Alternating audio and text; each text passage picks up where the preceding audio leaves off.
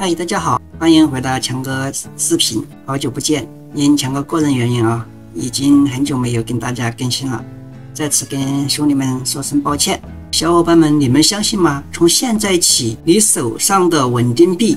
可能正在违法，因为美国国会在2025年6月17号，他们出手了一部针对币圈的重磅法案，正式上路，也就是叫做天才法案。Genius Act， 也就是说，发币没有照规定每天将罚款10万，没有1:1的储备资金也是不能流通的。CEO 不签字，直接吃官司。这不只是监管，是一次对稳定币定义权的全面夺肥。这是整个加密世界从此分成两边，一个是不法的与消失的。这时候你可能还在用，还在买，还在以为它会很安全，但实际上它可能已经被制度悄悄地排除在金融系统之外。币圈正面临的不只是监管风暴，而是一场针对合法性的全面清算。本期视频呢，我们来分享一下天才法案背后的一个真相，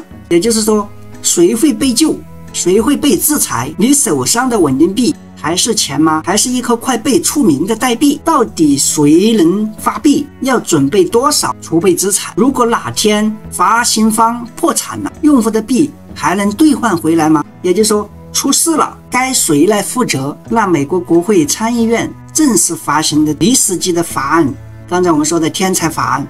这不仅是一个响亮的名字，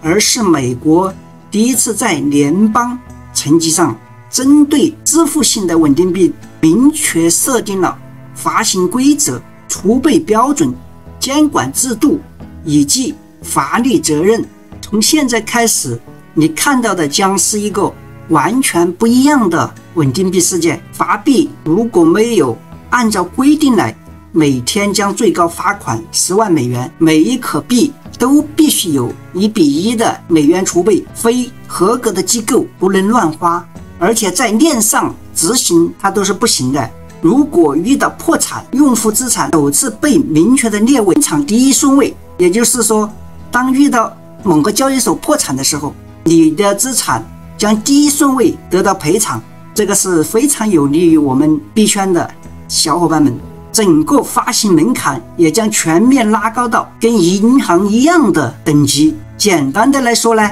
这不是单纯的监管，而是一次对稳定币的制度重建，一个全新的金融秩序的起点。不过在讲天才法案之前，我们要回到一个最基本但大家常忽略的问题：什么是稳定币？它为什么这么关键，却又这么危险？我们小伙伴们应该都知道，稳定币其实就是一种承诺价格稳定的加密货币。最常见的做法就是它与法币1:1的一个比例挂钩，例如1 USDT 等于1美元，还有就是一颗 USDC 也等于1美元。他们在整个币圈的角色就像 Web3 世界的现金，用来做 DeFi 跨境转账、交易所的结算，几乎每一笔交易它都会用到。但问题是，这些所谓的稳定币现在真的还稳定吗？那我们先来讲 USDT。USDT 呢是全球市值最大的稳定币，由 Tether 发行，巅峰市值超过900亿美元，但争议最多，它被质疑储备报告不透明，资产中塞了大量的高风险的债券和商业票据，甚至在2021年被美国 CFTC 开罚单，因为他对外声称自己是100%的一个现金储备，结果呢，它根本就不是。虽然现在 Tether 的储备披露比以前进步了很多，但那种钱爱怎么放就怎么放的风格，其实已经引起美国国家的一个央行的高度警戒。那我们再来看 USDC， 它的透明度呢相对高很多，但也不是没有风险。2023年硅谷银行暴雷的时候， USDC 有33美元的不被卡在那家银行，币价呢也瞬间跌到了0.87美元。虽然后来救回来，但那一刻大家都明白了，你以为自己买的是稳定币，实际上你是信任它的背后的银行，这种结构性的风险呢，才是真正令人不寒而栗的地方。如果说 USDT 和 USDC 是半信任、半监管的中心化稳定币，那 Luna 则是另一种极端，也就是说去中心化到实控。2022年，艾尔生态推出 USDT， 采用所谓的演算法稳定币机制，没有美元储备，全靠烧掉 Luna 来维持价格。只要市场的信心够，那这系统就能自我的运转。但信心一旦崩溃，大家都知道这肯定就是一个灾难。短短几天内 ，Luna 就进入死亡螺旋，市值从400亿美元直接归零 ，USD 从1美元跌到0.02美元，让数百万人的这场暴雷呢，让数百万的人血本无归，也就成为史上最惨的稳定币崩盘事件之一。那件事之后呢，演算法稳定币几乎成了监管机构的禁欲。那大家都知道啊，到了今年又冒出来了一颗新的风暴种子，那就是 UST1。这是由川普家族资本牵涉的公司发行的稳定币，表面呢合规，储备说明头头是道，但背后却充满对其政治的意图、资金的洗白、金融的操控等各种疑虑。Luna 到 UST1 这些事件都在提醒我们一件事情：稳定币不是酷炫的新科技，而是金融的工具。没有规范，它不但不稳，还可能是整个金融系统中最危险的一颗炸弹。也正因为这些血淋淋的案例，美国国会终于决定出手，用法律把稳定币的游戏规则讲清楚。于是2025年，美国2党4位参议员共同提出了这部关键的法案——天才法案。这不是普通提案，而是一次真正要为稳定币划界、设底线、定规则的立法行动。整部法案简单来说，在回答3个核心的问题：谁可以发币？要怎么发？要怎么管？第一，谁可以发币？只有3种机构有资格发行支付性的稳定币。第一个条件是经过联准会 FED 或联邦承保机构 FDIC 准的银行子公司。第二，由美国货币监理署 OCC 审核通过的非银行机构，它包括州政府核准的发行者，但前提是要符合联邦的标准，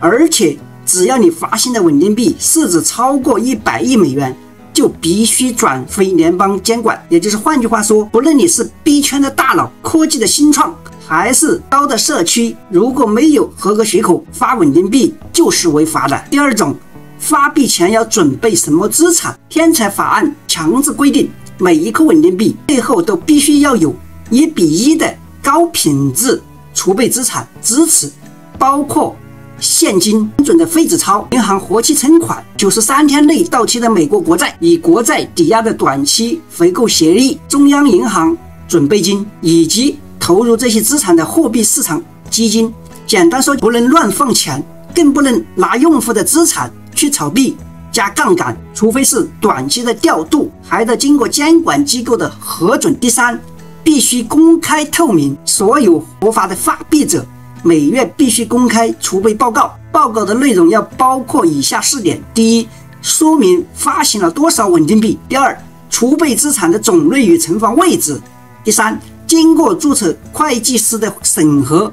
第四，并且由 CEO 与 CFO 亲自签名背书。假如发现了造假，不只是违法，还将承担刑事责任。此外，这些机构也必须接受与银行相同的反洗钱法规 BSA 的一个监管。当然，这些规定不是在刁难业者，而是为了让每一颗稳定币的背后真的有1美元的在撑腰支持，不再只是一张白皮书写的再好看，结果它的资产呢却是空壳子。除了以上这些，不光是有储备还不够，真正决定这些资产能不能还到你的手上的是另一个关键：破产时的一个清偿顺位。为什么这个特别重要呢？因为过去的币圈里面一旦平台或者公司破产，最先被牺牲的往往都是用户的资产。你以为那是你的币，但法律上可能根本就不是。天才法案这次明确地写入了联邦法律，稳定币用户拥有第一顺位的清偿权，确保资产不被拿去垫债，不被挪用，这个就非常关键了啊，这就非常 nice 了。第一顺位清偿的话，保证了我们用户的一个资产安全性及一个获得赔偿的一个保证性。天才法案到底解决了什么问题？我们来看2个经典的惨案。第一个就是 FTX 崩盘，这家号称最安全、最透明的全球第2大交易所，它于2022年11月爆雷，爆的不是币价，而是整套信任机制。用户以为沉入了 USDT、比特币等还在，实际早就被调去对冲基金进行高风险的操作，资产也没有进行隔离，也没有法律的义务这么做，导致了最终清算的时候呢，法院认定用户为无担保的债权人，只能排在最后，甚至血本无归。而天才法案呢，正是为了防止这种事情再次发生啊，明文规定用户资产为第一顺位的清偿，也就是你破产了，你崩盘了，法院会为用户作为第一顺位的一个赔偿保证。第二个就是禁止挪用与混用，第三个就是要求定期审计加签名负责，最后一点也就是最严重的就是一个造假必须吃官司。那第二个就是 Luna USD 的崩盘，这就是另一个极端案例了啊！它出现以下5种情况：第一个就是完全去中心化，没有美元储备；第二个就是全部靠算法与信心维持价格；第三个呢就是市场信心崩溃后，那就进入死亡螺旋；第四个就是从 UST 从1美元跌到 0.02， 基本上归零了；第五个就是导致几百万用户血本无归，整个系统没有任何的保证兑回机制，没有法律责任，没有监管结构。天才法案虽然没有直接禁止演算法和稳定币，但是呢，它做出了3种要求。第一个就是明确要求财政部全面研究这类内生性的稳定币；第二个是将研究的报告送交国会；第三个呢，未来若要标榜为支付性的稳定币，必须符合2项标准：第一个是要查得到1:1的储备，第二个是要有明确的赎回机制，否则就不能宣称自己是可支付、可兑换的货币工具。那这个又代表了什么呢？Luna这类事件不再是市场的失败，而是被正式写入国家政策，成为制度设计的教材。天才法案不是封杀演算法和稳定币，而是说你要怎么玩我不管，但你想被当作钱用就得守规矩。总结来说呢，不管是 FTX 那种中心化乱搞，还是 Luna 这种去中心化失控，问题的核心只有一个，只要没有规范，用户永远是最后被牺牲的那一个。而天才法案的真正价值不在于他发明了什么新币，而是他终于用法律说清楚了几件事情。第一个是比如什么叫真正的稳定币，谁该为稳定币负责，当事情失控的时候，你到底站在清偿的第几顺位。 Luna 崩盘之后呢，币圈曾经出现很多激烈的声音啊，有人甚至主张演算法稳定币应该全面禁止，但天才法案并没有这么做，他选择了一条更务实的路线。我不直接禁，但我也不承认你是钱。它的逻辑就很简单，只要你说自己是支付性的稳定币，那你就得整一套游戏规则，要有储备，要能兑现，更能接受监管，不能光靠白皮书说自己就是稳定，它就是稳定。不过它也不是完全放任的啊，法案专门设立了一条条文，要求财政部在1年内要交出一份完整性的研究报告，内容要包括演算法稳定币的分类方式与技术特性，储备机制是否真实可行，演算法设计是否稳定可靠，有没有过度的绑在某个代币生态上，治理结构是否真的去中心化，有没有充分性的揭示风险，还是只会画大饼过度的行销。也就换句话说，我先不管你怎么搞，但一定要搞懂你是怎么出来的。这种态度的转变就叫演算法稳定币不再只是技术实验，而是正式的进入金融产品的讨论框架。它不再是低坏玩家之间的事，而是会被美国国会与财政部当作一项有系统风险的金融机制来研究。还有一个更敏感的问题啊，那境外的稳定币怎么办？像 USDT、USD1 这种。所以我们别忘了，现在市面上最常见的 USDT 是 Tether 在因数韦金群岛注册发行的，而 USD1 则是由川普家族资本操盘，整个架构层层包装，全在海外。那些币到底要不要拿管，又该怎么拿？这就是天才法案的下一步挑战。对于这些境外的稳定币，天才法案也不是一刀切的一个禁止了，而是采取一道非常务实的策略。它设立了一条叫做互通安排条款，这条规则很有意思，它要求美国联准会与财务部出面，但前提是对方的稳定币制度必须和天才法案一样的严格，标准必须实质等同，和其他国家的监管机构建立双边合作的机制。大白话就是，然而想让 USDT 被美国银行或支付平台整合进去可以，但必须达到美国这一套对储备、审计、透明度的要求，不能只是靠自己说我合规我合法。而像 USD1 这种政治背景浓厚的稳定币，也不会因为背后是谁操盘就获得特权，想被官方合作纳入系统也得照规矩来，一视同仁，没有例外。这背后其实是一种制度的自信，你在链上怎么玩我不管你，但只要你接入美国的金融系统，不管是银行、支付还是储备系统，就必须过我这道门槛。所以天才法案也不是封杀境外稳定币，反而是提供了一条合法合规的道路。但前提只有一个，你要自由可以，但要当钱来用，就不能没有规矩。所以从这个角度来看呢，天才法案根本不是限制创新，而是对整个市场说出了一句话：你要发币请备妥储备，要当支付工具请揭露资讯，要让用户信任请接受监管，要对法律负责，别再玩游离在灰色地带。这不是打压币圈了，而是让币圈终于有机会被纳入制度，成为金融体系中可信的一份子，而不再是游离在系统边缘的风险炸弹。表面上看呢，天才法案是在弥补稳定币的法案，但实际上呢，它真正撼动的是整个币圈每天数十亿美元的一个稳定币交易，从交易所、钱包到链上的支付、链下的兑换。这部法案等于是整个稳定币生态系统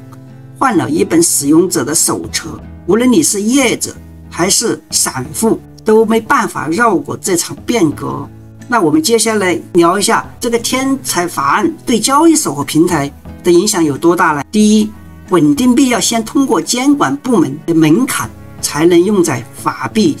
出入金上。未来只要你的业务跟美国用户有关，或你跟美国的金融机构有合作，那你就只能整合获得合规许可的稳定币。比如说，如果你让用户用法币买 USDT 或 USDC， 或者用户想把稳定币提现到银行账户 Apple Pay， 那么这颗币就必须是合法发行、储备审计完整的支付性稳定币。交易所未来不能再什么币都接，而是要像银行一样去查发行方到底合不合规。第二，不能再随便搞平台币当稳定币用。目前很多交易所都会自己发一颗 USD 代币，或者搞一个跟 USDT 等值的内部稳定币，但这些币没有储备，没有审计，也没有人知道背后到底是什么。天才法案上路之后，这类币将被直接排除在监管体系之外。如果平台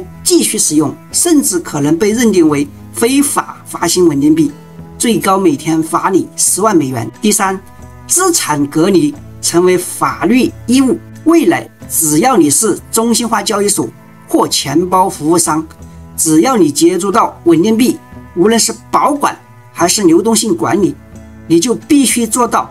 用户资产与公司资产要完全隔离，不得分用多用，像 FTX 那样拿用户的资产去自营交易、不杠杆的行为，未来不只是不道德，而是直接是违法了。这些条件看似繁琐，其实是为了把平台从你不信我的模糊区域拉进一个你的对法律负责的世界。对普通用户来说呢，天才法案又意味着什么？简单的讲，就是更安心了，但你也得学会辨别。第一个好处，你终于拥有破产优先清偿的法律地位。以前你用稳定币只能靠品牌、信仰、白皮书来支撑信心，平台一倒你就跟着陪葬。但未来只要你选的是天才法案认可的合规稳定币，你就等于直接获得了法律保障。一旦发币方或者交易所破产，你的资产不会当作一般负债处理，而是直接列为第一顺位的清偿对象，这是过去从来没有过的事件及保护对象。第二个好处，你真的可以查账了。天才法案强制规定，所有的合规发行方每月必须公开储备明细，还得经过注册会计师的审计，明确列出资产种类、金额，并由 CEO、CFO 亲自签名。造假不再是道德问题，而是要承担刑事责任。这等于是用户第一次拥有真正的查账权，不再只能看官网写的漂漂亮亮的一个承诺。第三点，也是最现实的一点，合规的稳定币未来可能会被限制使用。天才法案不会禁止你继续持有 USDT、演算法稳定币等，但你要有心理准备，他们的未来可能无法接银行、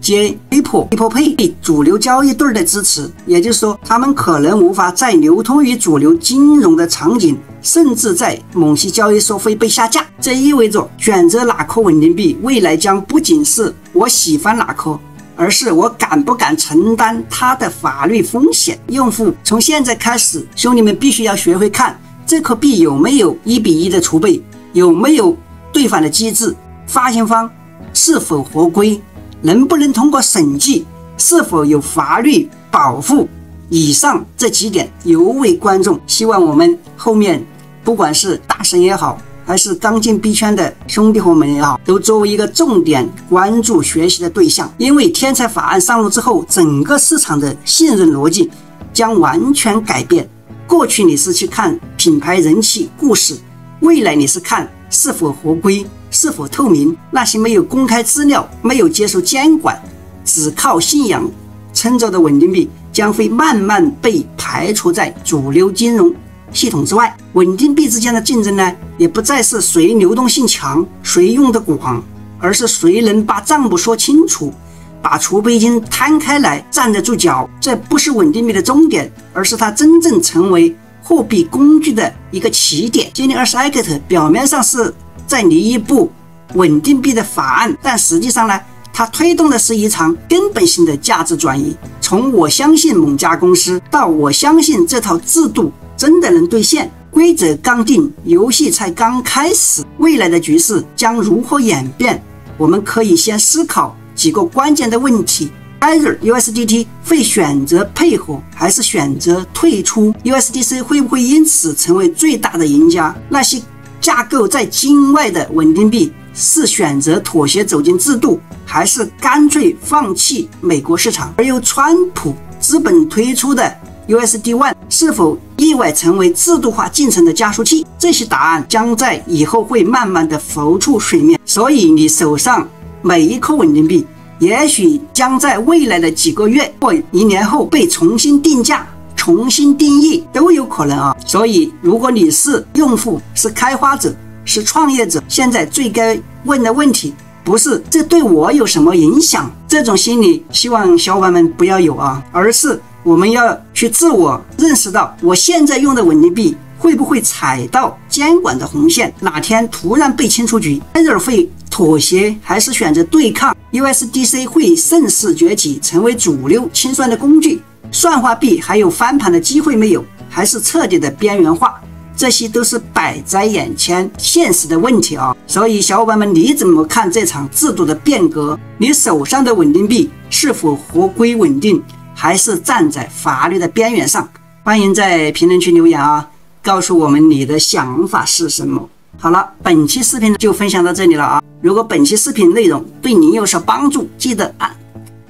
按赞分享给关心币圈未来的朋友，还有最重要的是订阅频道，开启小铃铛。那我们下个视频再见喽，拜拜，感谢观看。